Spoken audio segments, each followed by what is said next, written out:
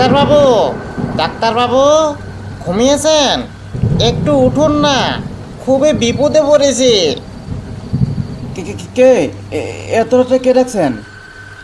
আপনি কে? আমি পাশের গ্রামের মরুল। দয়া করে একটু উঠুন না, তাড়াতাড়ি উঠুন।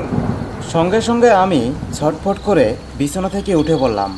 বিছানা থেকে উঠেই পাশেই থাকা আমার ওষুধের ব্যাগটি হাতে নিয়ে দরজা খুলতেই দেখি একটি মধ্যবয়স্ক লোক এরকম ঝড় তুফানের মাঝে বাড়ির উঠানে দাঁড়িয়ে আছে। এ কি, আপনি এইরকম বৃষ্টির মাঝে ভিজতেছেন কেন? বারান্দায় আসুন। না বাবু, আমার মেয়ে ভীষণ অসুস্থ, সে ঠিক মতন নিঃশ্বাস নিতে পারছে না। আপনি একটু চলুন, তাড়াতাড়ি আমার সঙ্গে চলুন। সে বলে লোকটি কেঁদে দিল। না না, আপনি কাঁদবেন না, আমি যাচ্ছি, আপনার মেয়ের কিছুই হবে না, চলুন। সেভাবে লোকটি আমার ওষুধ পানির ব্যাগটি নিয়ে আগে আগে হেঁটে হেঁটে যেতে লাগলো।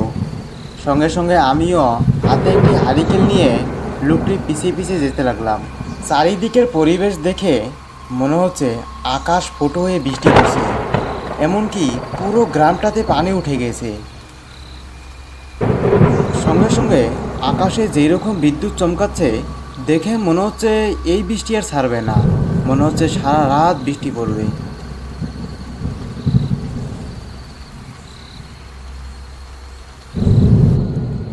লোকটির কথা মতে নদীর পাড়ে পথ ধরে হেঁটে হেঁটে প্রায় অনেকটা পথ এসে পড়লাম। কেন যে তাড়াহুড়া করে ছাতাটা বাড়িতে রেখে আসলাম, এই বৃষ্টির মাঝে ভিজে ভিজে আমার শরীরে না ঠান্ডা লেগে গেল।